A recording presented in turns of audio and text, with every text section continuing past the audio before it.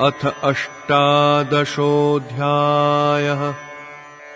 अर्जुन उवाच सन्न्यासस्य महाबाहो तत्त्वमिच्छामि वेदितुम्, त्यागस्य च ऋषिकेश पृथक् केशिनिषूदन।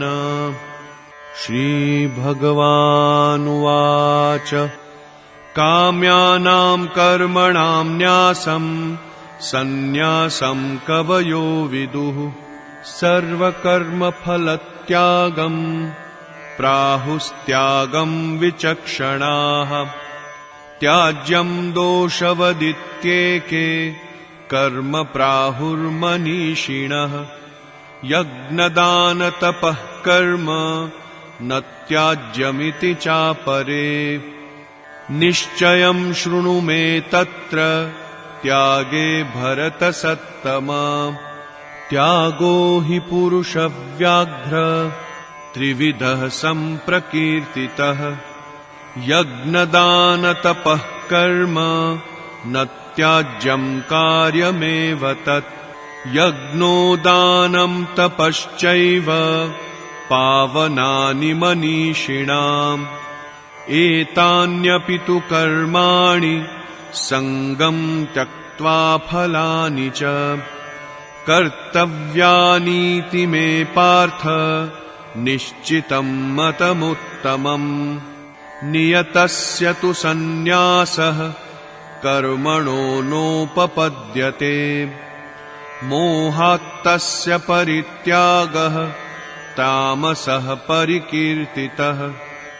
दुःखमित्येव यत्कर्म कायक्लेशभयात् त्यजेत्, स कृत्वा राजसं त्यागं नैव त्यागफलं लभेत्। कार्यमित्येव यत्कर्म नियतं क्रियतेऽर्जुन, सङ्गं त्यक्त्वा फलं चैव सत्यागः सात्विको मतः। न द्वेष्ट्य कुशलं कर्म कुशलेनानुषज्यते, त्यागी सत्त्वसमाविष्टो मेधावी छिन्न संशयः। न हि देहभृता शक्यं त्यक्तुं कर्माण्यशेषतः, यस्तु कर्मफलत्यागी स त्यागीत्यभिधीयते। अनिष्टमिष्टं मिश्रं च त्रिविधं कर्मणः फलम्, भवत्यत्यागिनां प्रेत्य न तु सन्न्यासिनां क्वचित्। पञ्चैतानि महाबाहो कारणानि निबोध मे, साङ्ख्ये कृतान्ते प्रोक्तानि सिद्धये सर्वकर्मणाम्।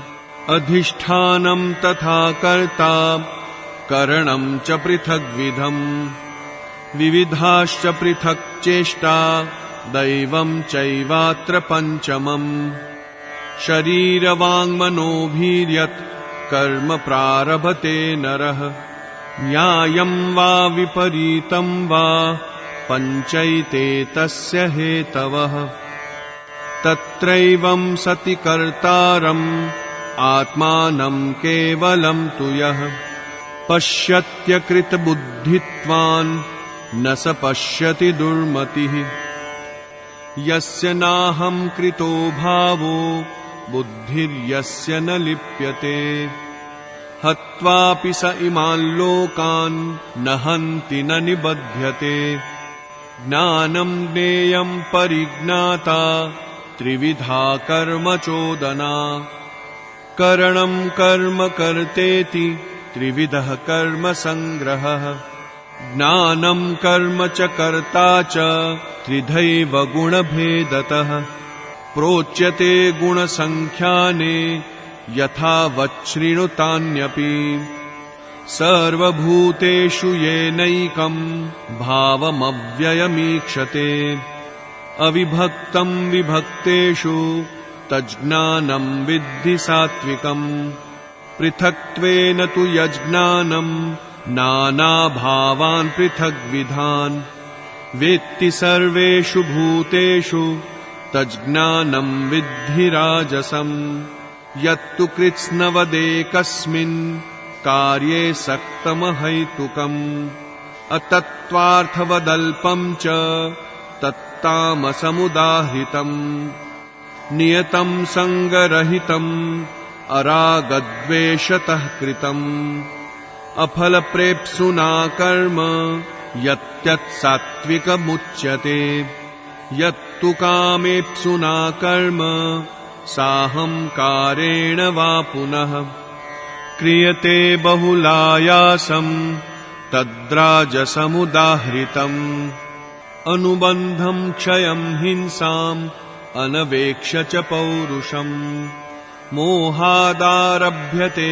कर्म यत्तत्तामसमुच्यते मुक्तसङ्गो नहंवादी धृत्युत्साहसमन्वितः सिद्ध्यसिद्ध्योर्निर्विकारः कर्ता सात्विक उच्यते रागी कर्मफलप्रेप्सुः लुब्धो हिंसात्मको शुचिः हर्षशोकान्वितः कर्ता राजसः परिकीर्तितः अयुक्तः प्राकृतः स्तब्धः शठो नैष्कृतिको लसः विषादी दीर्घसूत्री च कर्ता तामस उच्यते बुद्धेर्भेदं धृतेश्चैव गुणतस्त्रिविधं शृणु प्रोच्यमानमशेषेण पृथक्त्वेन धनञ्जय प्रवृत्तिं च निवृत्तिं च कार्याकार्ये भयाभये बन्धं मोक्षं च या वेत्ति बुद्धिः सा पार्थ सात्विकी यया धर्ममधर्मं च कार्यं चाकार्यमेव च अयथावत् प्रजानाति बुद्धिः सा पार्थ राजसी अधर्मं धर्ममिति या मन्यते तमसावृता सर्वार्थान् विपरीतांश्च बुद्धिः सा पार्थ तामसी धृत्या यया धारयते मनः प्राणेन्द्रियक्रियाः योगेनाव्यभिचारिण्या धृतिः सा पार्थ सात्विकी यया तु धर्मकामार्थान् धृत्या धारयतेऽर्जुन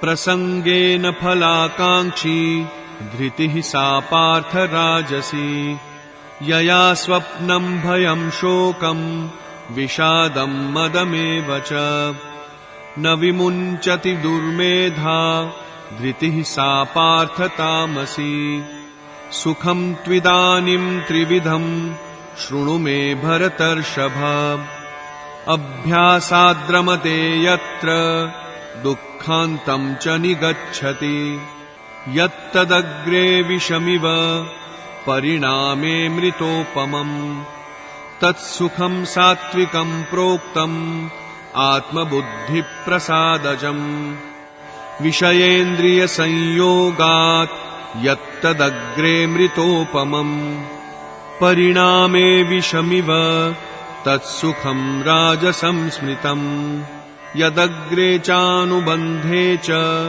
सुखं मोहनमात्मनः निद्रालस्य प्रमादोत्थम् तत्तामसमुदाहृतम् न तदस्ति पृथिव्यां वा दिवि देवेषु वा पुनः सत्त्वं प्रकृतिजैर्मुक्तं यदेभिः स्यात्त्रिभिर्गुणैः ब्राह्मणक्षत्रियविषां शूद्राणां च परन्तप कर्माणि प्रविभक्तानि स्वभावप्रभवैर्गुणैः शमोदमस्तपः शौचं क्षान्तिरार्जवमेव च ज्ञानं विज्ञानमास्तिक्यं ब्रह्मकर्म स्वभावजम् शौर्यं तेजो धृतिर्दाक्ष्यं युद्धे चाप्यपलायनम् दानमीश्वरभावश्च क्षात्रं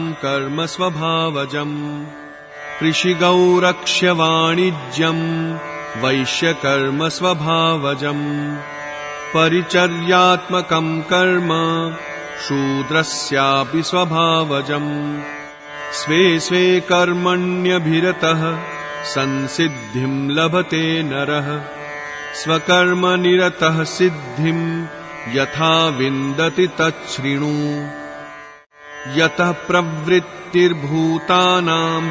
येन सर्वमिदं ततम् स्वकर्मणा तमभ्यर्च्य सिद्धिं विन्दति मानवः श्रेयान् स्वधर्मो विगुणः परधर्मात् स्वनुष्ठितात् स्वभावनियतं कर्म कुर्वन्नाप्नोति किल्बिषम् सहजं कर्म कौन्तेय सदोषमपि न त्यजेत् सर्वारम्भा हि दोषेण धूमेनाग्निरिवावृताः असक्तबुद्धिः सर्वत्र जितात्मा विगतस्पृहः नैष्कर्म्यसिद्धिं परमां सन्न्यासेनाधिगच्छति सिद्धिं प्राप्तो यथा ब्रह्म तथाप्नोति निबोध मे समासेनैव कौन्तेय निष्ठा ज्ञानस्य या परा बुद्ध्या विशुद्धया युक्तो धृत्यात्मानं नियम्य च शब्दादीन् विषयान् त्यक्त्वा रागद्वेषौ व्युदस्य च विविक्तसेवी लघ्वाशी यत वाक्कायमानसः ध्यानयोगपरो नित्यं वैराग्यं समुपाश्रितः अहङ्कारं बलं दर्पं कामं क्रोधं परिग्रहम् विमुच्य निर्ममः शान्तो ब्रह्मभूयाय कल्पते ब्रह्मभूतः प्रसन्नात्मा न शोचति न काङ्क्षति समः सर्वेषु भूतेषु मद्भक्तिं लभते पराम् भक्त्या मामभिजानाति यावान्यश्चास्मि तत्त्वतः ततो मां तत्त्वतो ज्ञात्वा विशते तदनन्तरम् सर्वकर्माण्यपि सदा कुर्वाणो मद्व्यपाश्रयः मत्प्रसादादवाप्नोति शाश्वतं पदमव्ययम् चेतसा सर्वकर्माणि मयि सन्न्यस्य मत्परः बुद्धियोगमुपाश्रित्य मच्चित्तः सततं भव मच्चित्तः सर्वदुर्गाणि मत्प्रसादात् तरिष्यसि अथ चेत्त्वमहङ्कारान् न श्रोष्यसि विनङ्क्ष्यसि यदहङ्कारमाश्रित्य न योत्स्य इति मन्यसे मिथ्यैष व्यवसायस्ते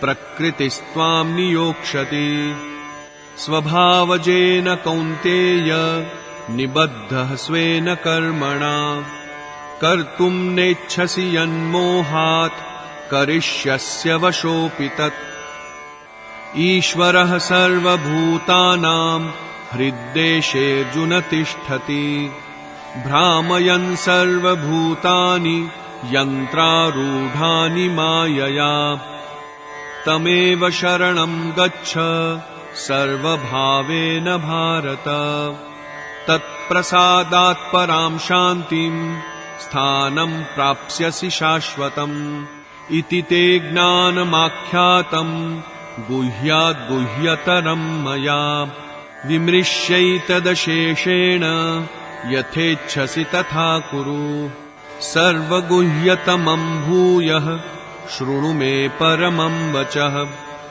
इष्टोऽसि मे दृढमिति ततो वक्ष्यामि ते हितम् मन्मना भव मद्भक्तो मद्याजी मां नमस्कुरु मामे वैष्यसि सत्यं ते प्रतिजाने प्रियोऽसि मे सर्वधर्मान् परित्यज्य मामेकं शरणं व्रज अहं त्वा सर्वपापेभ्यो मोक्षयिष्यामि मा शुचः इदं ते नातपस्काय नाभक्ताय कदाचन न चाशुश्रूषवे वाच्यं न च मां योऽभ्यसूयति य इदं परमं गुह्यं मद्भक्तेष्वभिधास्यति भक्तिं मयि परां कृत्वा मामे वैष्यत्य संशयः न च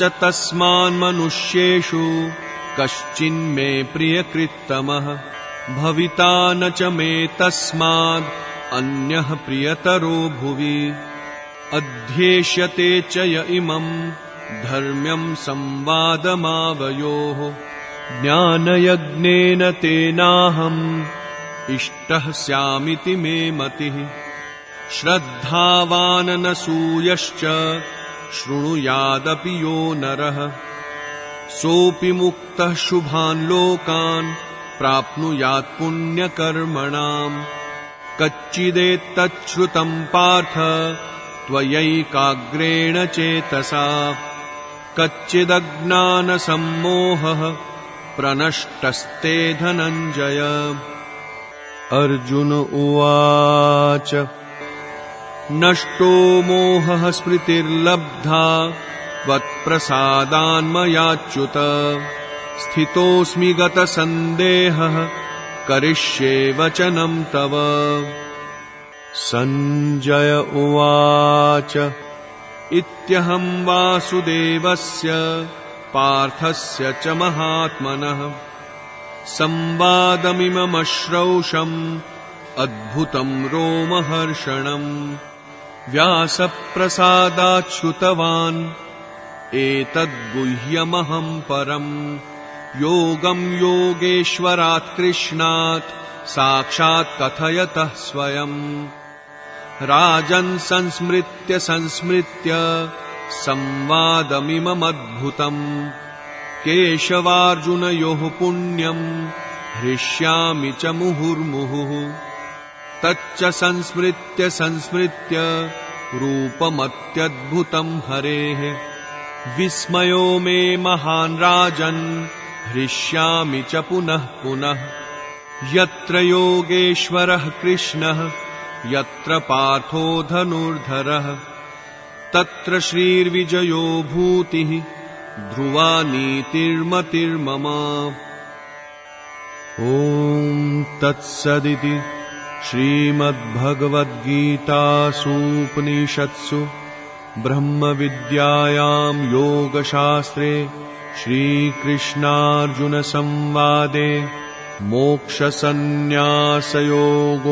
नाम 18 अध्यायः।